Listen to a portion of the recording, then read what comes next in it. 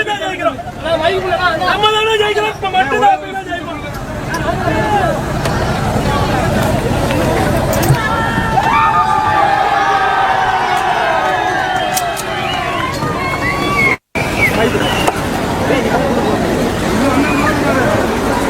இது கேக்.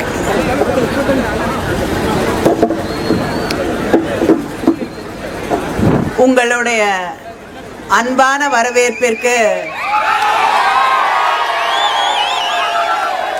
எழுச்சி மிகுந்த வரவேற்பிற்கு என்னுடைய மனமார்ந்த நன்றியை தெரிவித்துக் கொள்கிறேன். இவ்வளவு சிறப்பான ஒரு வரவேற்பை ஏற்பாடு செய்து தந்திருக்கக்கூடிய மாவட்ட கழகத்தின் செயலாளர்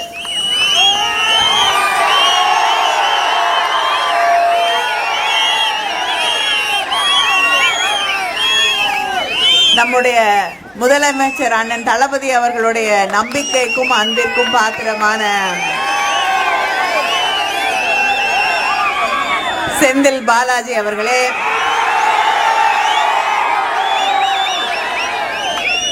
தலைமை செயற்குழு உறுப்பினர்கள், சட்டமன்ற உறுப்பினர் சிவகாம சுந்தரி அவர்களே, ராஜகோபால் அவர்களே, துரைராஜ் அவர்களே, செல்வராஜ் அவர்களே, கழக நெசவாளர் அணி தலைவர் நன்னியூர் ராஜேந்திரன் அவர்களே, மாவட்ட துணை செயலாளர் பூவே ரமேஷ் பாபு அவர்களே, பொதுக்குழு உறுப்பினர்கள் சிவசாமி அவர்களே, ராமலிங்கம் அவர்களே, ஒன்றிய கழக செயலாளர்கள் ரகுநாதன் அவர்களே, பாஸ்கரன் அவர்களே, ரவிராஜா அவர்களே, ராமலிங்கம் அவர்களே, சுதாகர் அவர்களே, பேரூர் கழக செயலாளர்கள் அம்மையப்பன் அவர்களே, சசிகுமார் அவர்களே, தங்கராஜ்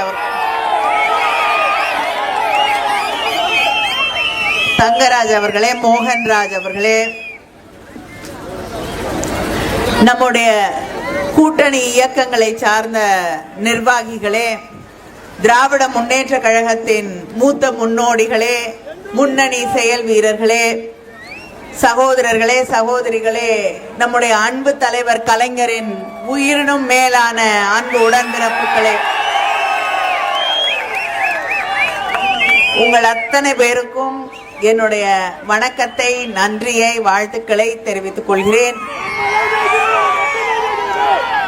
உங்களுடைய உற்சாகத்தை, வரவேற்பை பார்க்கும் பொழுது நம்முடைய வேட்பாளர் CK ராஜா அவர்கள் வெற்றி வேட்பாளர்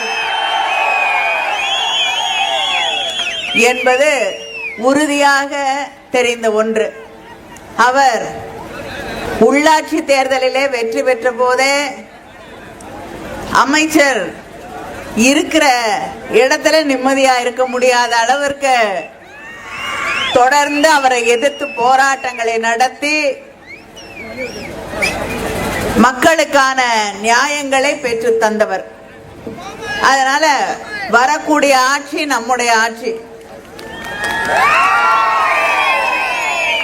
உங்களுக்கான அத்தனை திட்டங்களையும் பெற்றுத்தரக்கூடிய ஒருவரைத்தான் நம்முடைய முதலமைச்சர் அண்ணன் தளபதி அவர்கள் தேர்ந்தெடுத்து உங்கள் கைகளிலே வேட்பாளராக ஒப்படைத்திருக்கிறார்கள். அவருக்கு உதயசூரியன் சின்னத்திலே வாக்களித்து ராஜா அவர்களை வெற்றி பெற செய்ய வேண்டும் வேண்டும் வேண்டும் என்று உங்களை எல்லாம் வேண்டி கேட்டுக்கொள்கிறேன். நான் இதற்கு முன்னால் குளித்தலை தொகுதியிலே வாக்கு கேட்டுவிட்டு வருகிறேன்.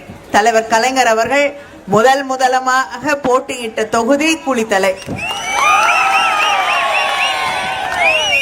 அன்று பெற்ற வெற்றி இறுதி வரை வெற்றி வேட்பாளராகவே இருந்த தலைவர் கலைஞர் அவர்கள். தோல்வி அப்படிங்கிறது அவருக்கு தெரியாத ஒன்று. எந்த சட்டமன்ற தேர்தலிலும் தோல்வியையே பார்க்காத தலைவர் கலைஞர் அவர்கள். அந்த தலைவர் கலைஞர் அவர்களின் பெயரால் அவருடைய மகன் நம்முடைய முதலமைச்சர் முத்துவேல் கருணாநிதி ஸ்டாலின் அவர்களின் பெயரால் இங்கே நம்முடைய வெற்றி வேட்பாளர் ராஜா அவர்களுக்கு வாக்கு கேட்கிறேன். உங்களிடம் வந்து வாக்கு கேட்கும் பொழுது திராவிட முன்னேற்ற கழகத்தை சேர்ந்தவர்கள் எல்லோருமே ஒரு உரிமையோடு வந்து வாக்கு கேட்கிறோம். மக்களுக்கு கொடுத்த வாக்குறுதியை எல்லாம் நிறைவேற்றிட்டோம் அப்படிங்கிற உரிமையோடு வந்து வாக்கு கேட்கிறோம். நம்மை எதிர்த்து எதிரணியிலே நிற்கக்கூடிய, தமிழ்நாட்டுக்கு துரோகம் செய்யக்கூடிய ஒரு கூட்டணி நமக்கு எதிராக இருக்காங்க. அந்த கூட்டணி உண்மையாகவே அந்த கூட்டணியுடைய தலைவர்கள் டெல்லியில் இருக்காங்க இல்லையா? அந்த கூட்டணி தமிழ்நாட்டுக்கு துரோகம் செய்யக்கூடிய கூட்டணி, தமிழ்நாட்டுக்கு நிதி கொடுக்காத கூட்டணி. எடப்பாடி பழனிசாமி அந்த கூட்டணியில இருக்காரு. அவரு சொந்த கட்சிக்கே துரோகம் செய்யக்கூடியவர். தன்னை தவிர அந்த கட்சியில வேற யாருமே இருக்கக்கூடாதுன்னு நினைக்கக்கூடிய ஒருத்தர். யார் காலில் விழுந்து முதலமைச்சர் பதவி வாங்கினாரோ அந்த அம்மையாரையே இன்னைக்கு கட்சியில இடமில்லை என்று ஒதுக்கி வைத்திருக்கக்கூடிய ஒருவர். தனக்கு முன்னாள் முதலமைச்சர் வாய்ப்பை பெற்ற ஓபிஎஸ் அவர்களை கட்சியிலிருந்து நீங்கும்படி செய்திருக்கக்கூடிய ஒருவர். இன்னைக்கு ஓபிஎஸ் அவர்கள் தமிழ்நாட்டை காப்பாற்றணும்னா அது முத்துவேல் கருணாநிதி ஸ்டாலின் அவர்களால் மட்டும்தான் முடியும் என்று திராவிட முன்னேற்ற கழகத்திலே தன்னை இணைத்துக் கொண்டிருக்கிறார்கள். அதனால சொந்த கட்சிக்கும் துரோகம், தான் பிறந்த மண்ணுக்கும் துரோகம் செய்யக்கூடிய ஒருவர் தான். இதுக்கு முன்னாடி தேர்தலில், சட்டமன்ற தேர்தலில் கூட்டணி இருந்தது. நாடாளுமன்ற தேர்தலில் கூட்டணி இல்லைன்னு கழட்டி விட்டுட்டாங்க. விட்ட பொழுது இனிமேல எந்த காலத்திலையும் அவங்களோட கூட்டணியே கிடையாது. நான் பண்ணதெல்லாம் தப்பு. இஸ்லாமியர்களுக்கு எதிராக குடியுரிமை சட்டம் CAA கொண்டு வரப்பட்ட போது நான் ஆதரிச்சனே தப்பு. முத்தலாக்கத்தை ஆதரிச்சது தப்பு. விவசாயிகளுக்கு எதிராக கொண்டு வரப்பட்ட சட்டங்களை ஆதரித்தது தவறு. அதனால அவங்களோட கூட்டணியே கிடையாதுன்னு சொல்லி இன்னைக்கு வெளியில வந்தவர் இன்று மறுபடியும் போய் சந்தர்ப்பவாத கூட்டணியை அமைத்திருக்கிறார். அவர் சொல்கிறார், என்ன சொல்றாரு? ஸ்டாலின் எந்த வாக்குறுதியை மக்களுக்கு தந்தாலும் நிறைவேற்றி தரமாட்டார் அப்படின்னு. நம்முடைய முதலமைச்சர் தலைவர் கலைஞர் அவர்களுடைய வாரிசாக வந்திருக்கக்கூடிய நம்முடைய முதலமைச்சர் அவர்கள், தலைவர் கலைஞர் அவர்கள் எப்படி தான் கொடுத்த வாக்குறுதிகளை எல்லாம், மக்களுக்கு தந்த வாக்குறுதிகளை எல்லாம் நிறைவேற்றி தந்தாரோ அதே போல மக்களுக்கு தந்திருக்கக்கூடிய வாக்குறுதிகளை எல்லாம் நிறைவேற்றி தந்திருக்கக்கூடிய தலைவர். அவரை பார்த்து வாக்குறுதி, இந்த தேர்தல் வாக்குறுதி எல்லாம் கொடுக்க மாட்டாங்கங்கிறாங்க. உங்களுக்கெல்லாம் மறந்து போயிருக்கா, நினைவு இருக்கான்னு எனக்கு தெரியல. 2016 அதிமுக ஒரு தேர்தல் அறிக்கை வெளியிட்டுச்சு. நம்ம தேர்தல் அறிக்கை வெளியிடுறோம் இல்லையா, அதே மாதிரி அவங்களும் தேர்தல் அறிக்கை வெளியிடுவாங்க. யாரும் படிக்க மாட்டாங்க அவங்க வெளியிடுற தேர்தல் அறிக்கையை. ஆனா அந்த தேர்தல் அறிக்கையில 27வது பக்கத்துல 31வது வாக்குறுதி. என்ன வாக்குறுதி? யாருக்கா ஞாபகம் இருக்கா? இல்ல. அனைத்து குடும்ப அட்டைதாரர்களுக்கும் கைபேசி, செல்போன் விலையின்றி வழங்கப்படும். இப்ப ஞாபகம் வருதா? லேசா வருதுல்ல? யாருக்காவது கிடைச்சதா அந்த செல்போனு? யாராவது ஒருத்தர் உங்களுக்கு கிடைச்சதா? அங்க யாருக்காவது அந்த கடைசி வரைக்கும் யாருக்காவது கிடைச்சதா? ஒருத்தருக்கும் கிடைக்கல. தேர்தல் வாக்குறுதி முழுசா ஜீரோ நிறைவேற்றி இருக்கக்கூடிய பெருமை எடப்பாடி பழனிசாமிக்கு உண்டு. ஒரு ஆளுக்கு கொடுக்கறேன்னு சொல்ல செல்போனை கொடுக்கல, ஒருத்தருக்கு கொடுக்கல. சரி, செல்போனாவது கொடுக்கல, பரவாயில்ல. அம்மா வங்கி அட்டை, பேங்கிங் கார்டு, அம்மா பேங்கிங் கார்டுன்னு ஒன்று கொடுக்குறேன். ஏன்னா நீங்கள் வங்கிக்கு போனீங்கன்னா கடை வாங்கணுன்னா, இல்லைன்னா வேற ஏதாவது பேங்கிங் நடவடிக்கைகளுக்கு உங்களுக்கு வசதியாக இருக்கும், சாதாரண சாமானிய மக்களுக்கு வசதியாக இருக்கும் அப்படின்னு ஒரு கார்டு, அம்மா வங்கி அட்டை கொடுக்குறேன். நாங்கள் ஒரு அட்டை, அந்த அட்டையவாது கொடுத்தாங்களா? அதுக்கு முன்னாடி ஸ்கூட்டி கொடுக்குறேன் நாங்க, கொடுத்தாங்களா? வந்ததா? இல்ல. அதிமுக மிக்ஸி கிரைண்டர் கொடுத்தாங்க. ஆனா அது என்ன ஆச்சு? காயலாங்கடையில இருக்கு. தலைவர் கலைஞர் அவர்கள் வண்ண தொலைக்காட்சி பெட்டி தந்தார். என்ன ஆச்சு? இன்னைக்கு வரைக்கும் வேலை செய்யுது. இப்ப நம்ம எல்லாம் வாங்குறோம் பிளாட் ஸ்கிரீன் அது இதுன்னு டிவி வாங்குறோம். 1 வருஷம் 2 வருஷத்துல போயிருது.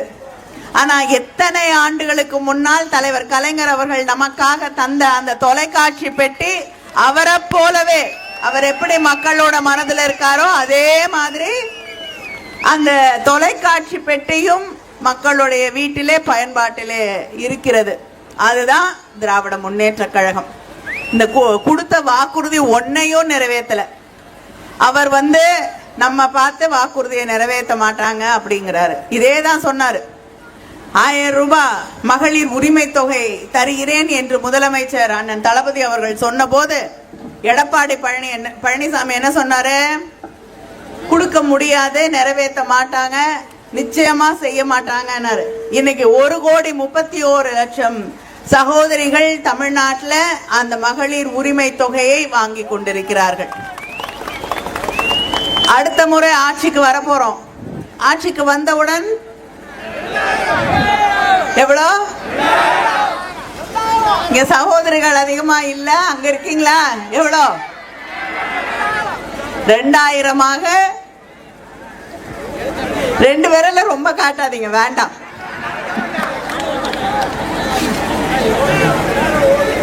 இனிமேல 2 விரல்னா அது தளபதி கொடுக்க போற 2000 ஆயிடுச்சுல்ல. 2000 உயர்த்தி தருவேன் என்று சொல்லி இருக்கிறார்கள். அதே போல புதுமை பெண் திட்டம், தமிழ் புதல்வன் திட்டம் வழியாக நம்ம வீட்டு பிள்ளைங்க கல்லூரிக்கு போய் படிக்கும் போது அவர்களுக்கு மாதம் 1000 ரூபாய் வழங்கப்படுகிறது. லட்சக்கணக்கான மாணவர்களுக்கு அந்த உதவித்தொகை வழங்கப்படுகிறது. ஆட்சிக்கு வந்தவுடனே அது 1000 1500 உயர்த்தி வழங்கப்படும்.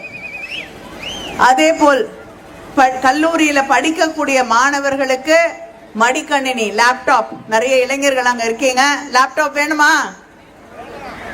யூஸ்ஃபுல்லா இருக்கும்ல. 35 லட்சம் மாணவர்களுக்கு 35 லட்சம் மாணவர்களுக்கு வரக்கூடிய 5 ஆண்டுகளிலே அவர்களுக்கு லேப்டாப் வழங்கப்படும். அதனால எல்லாருக்கும் லேப்டாப் கிடைக்கும்.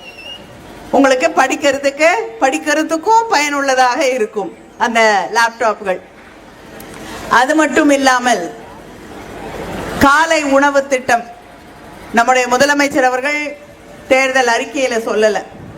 ஆனா நம்ம பிள்ளைங்க பசியோடு மதியம் வரை காத்திருக்க கூடாது என்பதற்காக அந்த திட்டத்தை அறிவித்து 5வது வகுப்பு வரை இருக்கக்கூடிய மாணவர்களுக்கு, 1ஆம் வகுப்புல இருந்து 5ஆம் வகுப்பு வரை இருக்கக்கூடிய மாணவர்களுக்கு காலை உணவு திட்டம் என்று அந்த திட்டத்தை செயல்படுத்தி கொண்டிருக்கிறார்கள். ஆட்சி பொறுப்பிற்கு மீண்டும் வந்தவுடன் 8வது வகுப்பு வரை இருக்கக்கூடிய மாணவர்களுக்கு அது நீட்டித்து வழங்கப்படும். இப்படியே போனா எல்லா மாணவர்களுக்கும் கொடுக்கக்கூடிய அளவிற்கு நிச்சயமாக நம்முடைய முதலமைச்சர் அவர்கள் அதை நீட்டித்து தருவார்கள். இப்பொழுது நம்முடைய விவசாயிகளுக்கு தலைவர் கலைஞர் அவர்கள் கொண்டு வந்த இலவச மின்சார திட்டம் இருக்கிறது. நம்முடைய ஆட்சி மீண்டும் அமைந்தவுடன் 20 லட்சம் விவசாயிகள் பயன்பெறக்கூடிய வகையிலே, 20 லட்சத்துக்கு மேல விவசாயிகள் பயன்பெறக்கூடிய வகையிலே மீட்டர் பொருத்தப்படாத, எந்தவித மின் மீட்டரும் பொருத்தப்படாத மின் மோட்டார்கள், புது மோட்டார் 20 லட்சம் விவசாயிகளுக்கு மேல் வழங்கப்படும். நெல் ஒரு குவிண்டாலுக்கு 3500 ரூபாய் கொள்முதல் விலை உயர்த்தப்படும். விவசாயிகள் இல்லையா இங்க? மோட்டார் வேண்டாமா? அதே போல நம்முடைய முதலமைச்சர் மருத்துவ காப்பீட்டு திட்டம் ஆண்டு வருமான வரம்பு 5 லட்சமாகவும் காப்பீட்டு தொகை 5 லட்சத்திலிருந்து 10 லட்சமாக உயர்த்தி வழங்கப்படும். முக்கியமான ஒண்ண இன்னும் சொல்லல இல்லையா? காத்துட்டு இருக்கீங்க. என்னது? மத்தவங்க நான் கொடுக்கறத வாங்கிக்கோங்கிறாங்க. நம்முடைய முதலமைச்சர் உங்களுக்கு என்ன வேணுமோ அதை வாங்கிக்கோங்கிறாரு. 8000 ரூபாய் கூப்பன் கொடுக்குறேன், உனக்கு ஃப்ரிட்ஜ் வேணுமா வாங்கிக்கோங்க, வாஷிங் மெஷின் வேணுமா வாங்கிக்கோங்க, இல்லையா?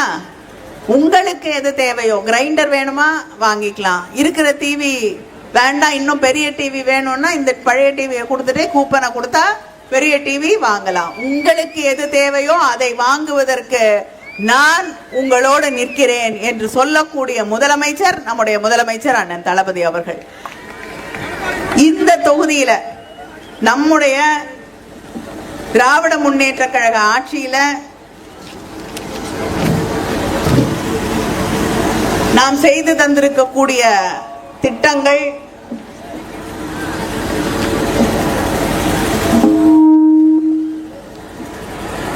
கிருஷ்ணராயபுரம் அரசு மருத்துவமனையிலே கூடுதல் கட்டடம் கட்டப்பட்டுள்ளது. தரங்கம்பாடியில அரசு கலை மற்றும் அறிவியல் கல்லூரிக்கு புதிய கட்டடம் அமைக்கப்பட்டுள்ளது. 171 கோடி மதிப்பீட்டில் காவிரி வைகை குண்டாறு இணைப்பு கால்வாய் திட்டத்தில் வெள்ளநார் எடுத்து சொல்லும் கால்வாய் அமைக்கப்பட்டிருக்கிறது. 81 கோடி மதிப்பீட்டில் தாந்தோணி ஒன்றியத்தில் 274 ஊரக குடியிருப்புகளுக்கு கூட்டு குடிநீர் திட்டம் கொண்டு வரப்பட்டிருக்கிறது. கிருஷ்ணராயபுரம் பேரூராட்சியில குடிநீர் திட்டத்தினை மேம்படுத்தும் பணிகள் செய்யப்பட்டு நிறைவடைந்திருக்கிறது. தாந்தோணி ஒன்றியம், கிருஷ்ணராயபுரம் ஒன்றியம் ஆகிய பகுதிகளில் சுமார் 1500 ஏக்கர் தரிசாக கிடந்த நிலம் இப்பொழுது விவசாய நிலமாக மாறுவதற்கான அத்தனை ஏற்பாடுகளும் செய்யப்பட்டு சுற்று வட்டாரத்தில் இருக்கக்கூடிய 500 பேர் அங்கே வேலை வாய்ப்பு பெறக்கூடிய முயற்சிகள் செய்யப்பட்டு பயன்பெற்றிருக்கிறார்கள். கடவூர் ஒன்றியத்தில் புதிய சிப்காட் 399 ஏக்கர்ல புதிய சிப்காட் கொண்டு வரப்பட்டிருக்கிறது. கிருஷ்ணராயம் பேரூர் பகுதியில் உள்ள சமத்துவபுரத்தில் 200க்கு மேற்பட்ட வீடுகள் முழுமையாக சீரமைக்கப்பட்டிருக்கிறது. நம்ம ஆட்சிக்கு வந்தவுடன் இந்த தொகுதியில இருக்கக்கூடிய மக்களுக்கு கடவூர் வட்டம் தரங்கம்பாடியில புதிய பேருந்து நிலையம் அமைத்து தரப்படும். ஜவுளி தொழிலாளர்களுக்கு தங்கும் விடுதிகள் கட்டப்படும். பெண்கள் வேலை செய்யறத எளிதாக்குறதுக்கு இந்தியாவிலேயே அதிகமாக வேலைக்கு செல்லக்கூடிய பெண்கள் இருக்கக்கூடிய மாநிலம் 42% உழைக்கக்கூடிய வேலைக்கு செல்லக்கூடிய பெண்கள் இருக்கக்கூடிய மாநிலம் தமிழ்நாடு. அந்த பெண்களுக்கு வேலைக்கு போறத எளிமையாக்குறதுக்கு குழந்தைகள் காப்பகங்கள் உருவாக்கப்படும். தொழிற்சாலைகள் வந்தால் அந்த தொழிற்சாலைகளோடையே இணைந்து குழந்தைகள் காப்பகம் பக்கத்திலே விட்டுட்டு நீங்க வேலை பார்த்துட்டு திடீர்னு வேணும்னா குழந்தை நல்லா இருக்கான்னு வந்து பார்த்துட்டு திருப்பி போய் வேலைக்கு போய் செய்யக்கூடிய அளவிற்கு குழந்தைகள் காப்பகங்கள் உருவாக்கப்படும். கிருஷ்ணராயம் மற்றும் கடம்பூர் ஊராட்சி ஒன்றிய பகுதிகளுக்கு தனித்துவ புதிய கூட்டு குடிநீர் திட்டம் செயல்படுத்தப்படும்.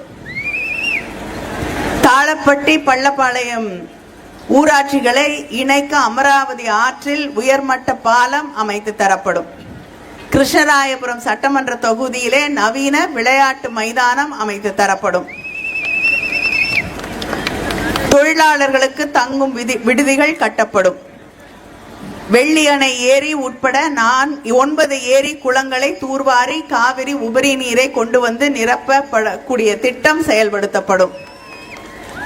மாயனூர், வீரணம்பட்டி, கோயம்பள்ளி பகுதிகளில் ஆரம்ப சுகாதார நிலையங்கள் மற்றும் வேலாயுதம்பாளையம், பாயப்பட்டி பகுதிகளிலே சுகாதார நிலையங்கள் அமைக்கப்படும். இன்னும் இருக்கு நிறைய, அப்புறம் ரொம்ப நேரம் ஆயிரும். நீங்க கேட்டாலும் கேட்காட்டியும் கேட்காதவற்றை கூட நிறைவேற்றி தரக்கூடிய ஆட்சி திராவிட முன்னேற்ற கழக ஆட்சி நம்முடைய முதலமைச்சர் அவர்கள். அங்க ஒன்றியத்துல நமக்கு எதிராக இருக்கக்கூடிய இவர்கள் ஆட்சியை போல் இல்லை. மோடி ஆட்சிக்கு வந்ததுல இருந்து மக்களை கியூல நிறுத்திக்கிட்டு இருக்கிறது தான் வேலை. ஆட்சிக்கு வந்த உடனே 2000 ரூபாய் 1000 ரூபாய் செல்லாதுன்னாரு, பேங்க் வாசல்ல கியூவா நின்னுது நாள் கணக்குல.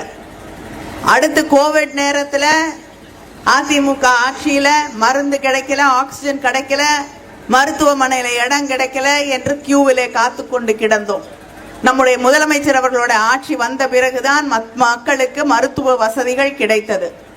இன்னைக்கு அடிக்கடி வராங்க தேர்தல் பிரச்சாரத்துக்கு. ஆனா கேஸ் சிலிண்டர் விலையை கட்டுப்படுத்த அவர்கள் தயாராக இல்லை. எந்த ஹோட்டல்லையும் இன்னைக்கு கேஸ் இல்லை.